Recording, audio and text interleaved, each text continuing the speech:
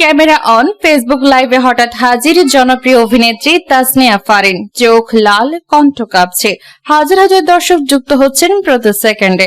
কেউ বুঝে উঠতে পারছে না কি হতে যাচ্ছে। আমি আর পারছি না, আমার সংসার ভেঙে যাচ্ছে, এই একটি বাক্য বলে হাউমাউ করে কেঁদে ওঠেন ফারিন। লাইভের কমেন্ট বক্স মুহূর্তেই বিস্ফোরিত। কেউ সহানুভূতি জানাচ্ছেন, কেউ প্রশ্ন তুলছেন কিসের ইঙ্গিত দিচ্ছেন তিনি, আর কেনই বা হঠাৎ এমন ভেঙে পড়লেন। ধীরে ধীরে নিজেকে সামলে নিয়ে ফারিন বলতে শুরু করেন, গত কয়েকদিন ধরে আমি যে মানসিক অবস্থার মধ্যে আছি সেটা ভাষায় বোঝানো সম্ভব না। আমাকে নিয়ে, আমার ব্যক্তিগত জীবনে যেভাবে কথা বলা হচ্ছে সেটা আমি ডিজার্ভ করি না। এখানে শুরু হয় আসল নাটক।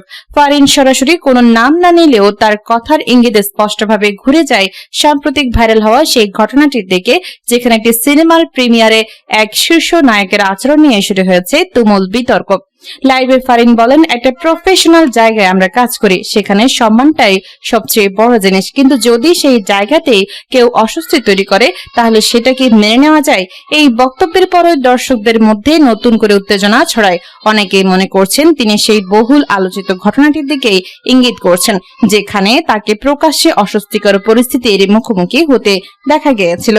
ফারিন আরো বলেন, আমি কখনো কারো বিরুদ্ধে কথা বলতে চাইনি, কারণ আমি বিশ্বাস করি সময় সবকিছুর উত্তর দেয়। কিন্তু যখন বিষয়টা আমার পরিবার পর্যন্ত চলে আসে তখন চুপ থাকা খুব কঠিন। এখানে আসি সবচেয়ে বিস্ফোরক অংশ। আমার সংসার নিয়ে প্রশ্ন উঠছে, আমার স্বামী কষ্ট পাচ্ছে, আমার পরিবার ভেঙে পড়ছে। আমি কি শুধু একজন অভিনেত্রী বলে এসব সহ্য করব? এই কথাগুলো বলার সময় তার চোখ দিয়ে অঝরে পানি পড়ছিল।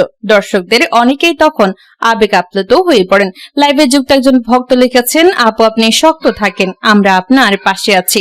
আরেকজন লিখেছেন, সত্যিটা বলুন, আমরা জানতে চাই আসলে কি হয়েছে।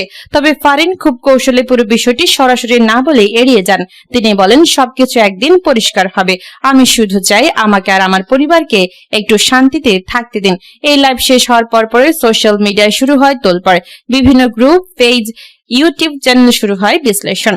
অনেকে দাবি করছেন এটি শুধু ব্যক্তিগত ইস্যু নয়, বরং ইন্ডাস্ট্রির ভেতরের অস্বস্তিকর বাস্তবতারই প্রতিফলন। একজন বিশ্লেষক লিখেছেন, যদি একজন প্রতিষ্ঠিত অভিনেত্রী এমন পরিস্থিতির শিকার হন তাহলে নতুনদের অবস্থা কি হতে পারে। অন্যদিকে কিছু মানুষ আবার বিষয়টিকে বাড়িয়ে দেখার বিরুদ্ধে সতর্ক করছেন। তাদের মতে পুরো ঘটনা না জেনে কাউকে দোষারোপ করা ঠিক নয়। তবে একটা বিষয় স্পষ্ট, এই লাইভ মানুষের মনে গভীর প্রভাব ফেলেছে। প্রশ্ন উঠছে, এটি কি শুধুই আবেগের বহিঃপ্রকাশ, নাকি এর পেছনে রয়েছে আরো বড় কোনো গল্প?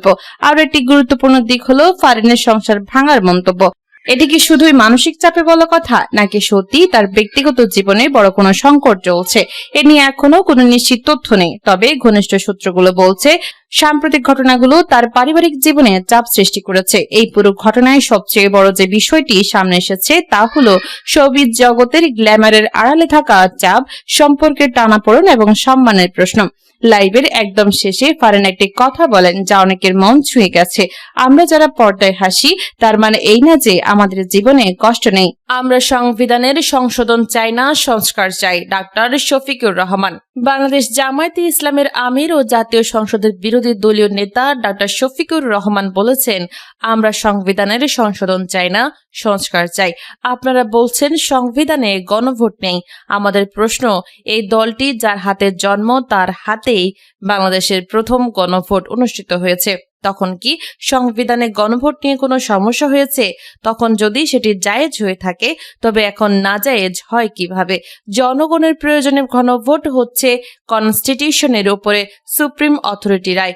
জনগণের সুপ্রিম অভিপ্রায় হচ্ছে চূড়ান্ত সংবিধান। তিনি গতকাল শুক্রবার বিকেলে দক্ষিণ কেরানীগঞ্জের বসুন্ধরা রিভার ভিউ প্রকল্প এলাকায় নাসিব কনভেনশন হলে জামায়াত ইসলামের থানা, ইউনিয়ন ও ওয়ার্ড পর্যায়ের নেতাদের দায়িত্বশীল সমাবেশে প্রধান অতিথির বক্তব্যে এসব কথা বলেন।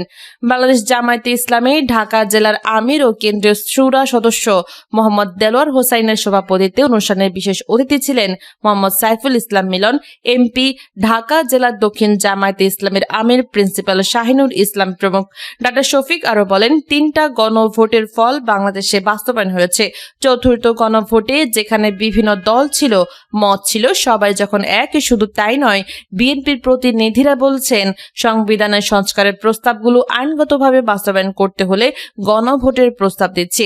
প্রস্তাব দিলেন, গণভোটের নির্বাচনের পরে এসে আপনাদের মতামত রাতারাতি বদলে গেল। আপনারাই বলেছিলেন সবাই মিলে বাংলাদেশ, সবার আগে বাংলাদেশ মিলে ঝিলে বাংলাদেশ, কিন্তু কোথায় আজ সেই বাংলাদেশ? ইতিমধ্যেই সবাই মিলে বাংলাদেশ চ্যাপ্টারটি আউট হয়ে গেছে। তিনি বলেন, অন্তর্বর্তীকালীন সরকারের সময় ও তার আগে এরকম প্রশাসকের ছড়াছড়ি ছিল না। এখন সব জায়গায় প্রশাসক বসিয়ে দেওয়া হচ্ছে। সিটি কর্পোরেশন, পৌরসভা, জেলা পরিষদ, উপজেলা পরিষদের পর্যায়ক্রমে আরো নিচের কোনো পদে প্রশাসক বসাবে কিনা আমরা তা জানি না। এসব কি সবাই মিলে বাংলাদেশ? এতগুলো প্রশাসক নিয়োগ করলেন, এমনিতেই তো এগুলো হওয়া উচিত না। এমনিতেই সাংবিধানিকভাবে এগুলো বেআইনি। সংবিধানে স্পষ্টভাবে লেখা আছে নির্বাচিত প্রতিনিধিরাই এসবের দায়িত্ব পালন করবে, কিন্তু আপনারা সব জায়গায় প্রশাসক বসিয়ে দিচ্ছেন। সব প্রশাসক আপনাদের দলীয় লোক। এদের মধ্যে কেউ কেউ সংসদের নির্বাচন করে সফল হতে পারেনি, এখন তাদেরকে বড় বড় জায়গায় বসিয়ে দিচ্ছেন। জামায়াতের আমির শফিক আরো বলেন, আপনারা বলেন সর্বপ্রথম ক্ষমতার মালিক জনগণ, দেশের মালিক জনগণ, কিন্তু দেশের জনগণকে আপনারা এখন গুরুত্ব দিচ্ছেন না। এই জনগণই তো 12 ফেব্রুয়ারি দুইটা ভোট দিয়েছিলেন, একটি জাতীয় সংসদে আর একটি গণভোটে হ্যাঁ ভোট।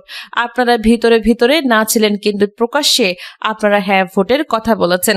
আপনারা এখন বলছেন জনগণ আপনাদের 51% ভোট দিয়েছেন, কিন্তু জনগণ 70% হ্যাঁ ভোট দিয়েছেন। তাহলে 51 বড় না 70% বড়? আপনারা 70% জনগণের মতামত উপেক্ষা করছেন। এর নাম কিন্তু গণতন্ত্র। দেশে আজ ফ্যাসিবাদ নাই, সামরিক শাসনও নাই, কিন্তু দেশের মানুষ এখন চরম আতঙ্কে আছে। সংসদে তারা বলছে দেশ আজ তেলের উপর ভাসছে, কিন্তু বাস্তবে তেলের জন্য পেট্রোল পাম্পগুলোতে হাহাকার চলছে। পেট্রোল পাম্পগুলোতে লেখা আছে তেল আছে, কিন্তু সেখানে ঘন্টার পর ঘন্টা দাঁড়িয়ে মোটরসাইকেল সহ অন্যান্য যানবাহনের মালিকগণ তেল পাচ্ছে না। তাহলে যাত্রীর সঙ্গে তেল নিয়ে আপনাদের এই তামাশা কেন? বাংলাদেশের 6 জাহাজ শিগগির হরমুজ পার হবে আশা ইরানি রাষ্ট্রদূতের। যুদ্ধের মধ্যে পারস্য উপসাগরে থাকা 6 বাংলাদেশি যুদ্ধ জাহাজ দ্রুত সময়ে হরমুজ প্রণালী পার হবে বলে আশা প্রকাশ করেছেন ঢাকায় ইরানের রাষ্ট্রদূত জালিল রাহিমি জাহানবাদী। বুধবার দূতাবাসে এক সংবাদ সম্মেলনে তিনি বলেন, বাংলাদেশের তরফে জাহাজগুলো পার করার বিষয়ে সহায়তা চাওয়া হলেও স্পেসিফিকেশন না থাকায় সেগুলো চিহ্নিত করতে পারেনি তেহরান। এরপর গত সপ্তাহে পাওয়া তথ্য নিয়ে এখন জাহাজগুলো পার করার প্রক্রিয়া চলছে। রাষ্ট্রদূত বলেন, আমি আশা করি বাংলাদেশের জ্বালানিবাহী জাহাজগুলো সত্তর হরমুজ প্রণালী অতিক্রম করবে এবং বাংলাদেশের জ্বালানির কোনো সংকট থাকলে সেটার সমাধান হবে।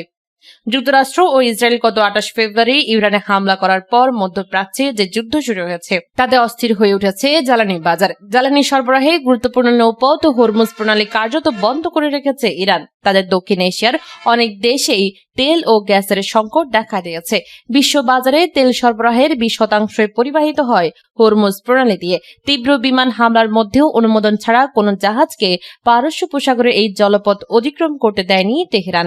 কেবল বন্ধু প্রতিম দেশগুলোর তেলবাহী জাহাজকে পার হতে দেওয়ার কথা বলছে তারা। ইরান একাধিকবার বলেছে তাদের শত্রুপক্ষ ও শত্রুকে সহায়তা দেওয়ার দেশের বাইরে অন্যরা এই পথ ব্যবহার করতে পারবে। হরমুজ প্রণালী পার হতে দেওয়ার তালিকায় বাংলাদেশ থাকার কথা কয়েকদিন আগে বলেছিলেন ইরানের পররাষ্ট্রমন্ত্রী আব্বাস আরাকচি। এমন প্রেক্ষাপটে বাংলাদেশের জাহাজগুলোকে পার করার প্রক্রিয়া তুলে ধরে এক প্রশ্নে রাষ্ট্রদূত বলেন, এই 6টা জাহাজের কথা আমাদেরকে জানানো হয়েছে, আমরা তেহরানকে এটা জানিয়েছি।